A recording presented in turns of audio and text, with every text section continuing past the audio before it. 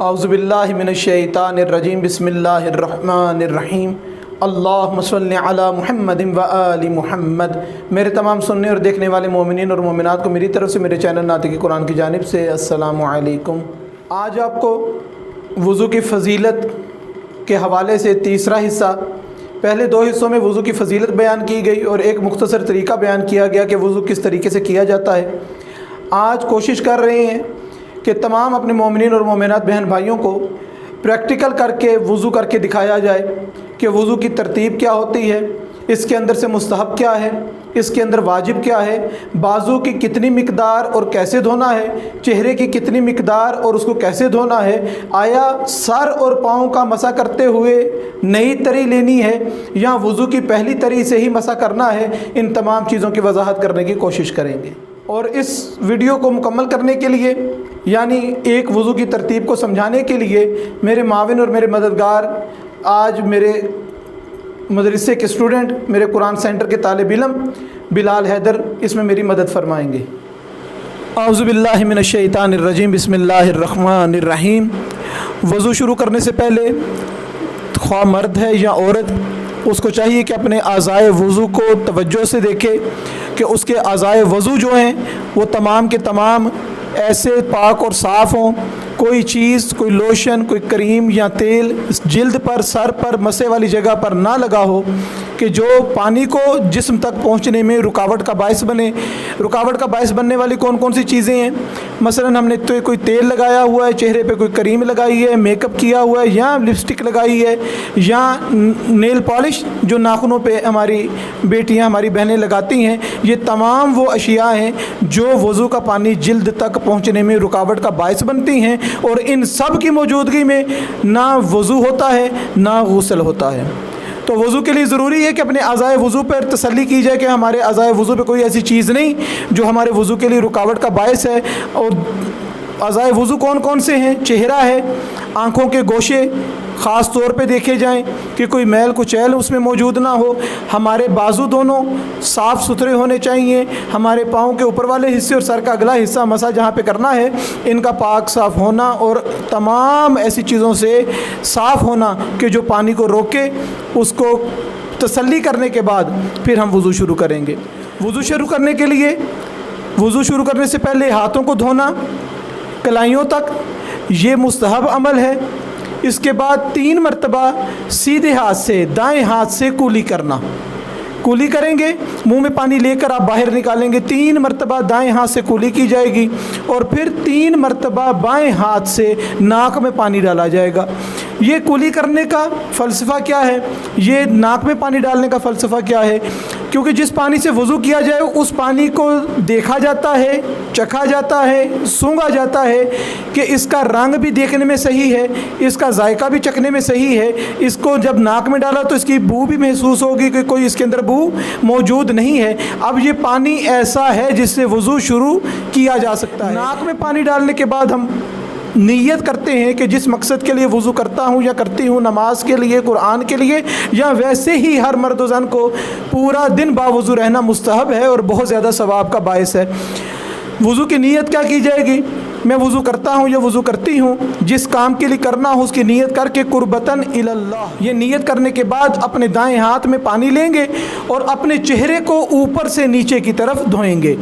ऊपर से नीचे की तरफ धोएंगे इतना एरिया जो आपके अंगूठे और दरमियान वाली बड़ी उंगली, अंगूठे और दरमियान वाली उंगली जो है इसके दरमियान जो हिस्सा आता है इस हिस्से को पूरा तर होना, आँखों के गोशों में हाथ को फेरना और अपना एहतियातन दाएं और बाएं हाथ फेर लेना कि कोई हिस्सा पानी का ऐसा ना हो जो वहाँ पे पानी पहुँचा ना हो और हमारा चेहरा खुश्क रह गया हो। 2 मरतबा धोना इसके लिए मुस्तहब है, 1 मरतबा भी धोएंगे तो वज़ू ठीक है। मगर ये 2 मरतबा धोने के लिए इस चीज़ की एहतियात रखनी चाहिए کہ دوسری مرتبہ اس لیے نہیں دھو رہے کہ پہلی مرتبہ شاید خشک رہ گیا ہو تو دوسری مرتبہ پورا ہو جائے. جو پہلی مرتبہ دھویا جائے گا وہ بھی مکمل طور پہ تسلی کے ساتھ منہ تر ہوگا, تب دوسری باری اس کو دھونا دوسری باری شروع کیا جائے گا. جب تک پہلی مرتبہ صحیح طرح آپ کا منہ تر نہیں ہوا, پورا جگہ تر نہیں ہوئی, اس کو ایک مرتبہ مکمل دھونا شمار نہیں کیا جائے گا. چہرہ دھونے کے بعد اب دوسرا جو سٹیپ ہے اس کے اندر ہم نے اپنے دائیں بازو کو پہلے دھونا ہے. دایاں بازو کوہنی سے لے کر انگلیوں کے سروں تک, کوہنی سے لے کر انگلیوں کے سروں تک ایسے دھونا ہے کہ اندر باہر مکمل ہمارا بازو جو ہے وہ گیلا ہو جائے. کوہنی خاص طور پر اس کا احتیاط کی جائے گی کہ کوہنی جو ہے وہ اکثر خشک رہ جاتی ہے, یہ تر رہے, اور ہر دفعہ اوپر سے ہاتھ نیچے کی طرف لے کر آیا جائے گا. جب منہ دھوئیں گے تب بھی اوپر سے نیچے, جب بازو دھوئیں گے تب بھی اوپر سے نیچے کی طرف ہاتھ آئے گا, اور کلائیوں تک نہیں رکنا, اپنے انگلیوں کے آخری سروں تک ہمیں رکنا ہے. اسی طریقے سے جیسے 2 مرتبہ منہ کا دھونا, اسی طریقے سے 2 مرتبہ رائٹ بازو کا, دائیں بازو کو بھی 2 مرتبہ دھو کر دوبارہ جو ہم دھوئیں گے اپنے بائیں بازو کو, اس کو بھی بالکل اسی طریقے سے کوہنیوں سے لے کر نیچے انگلیوں کے سروں تک مکمل بازو کو گیلا کرنے کی کوشش کی جائے گی.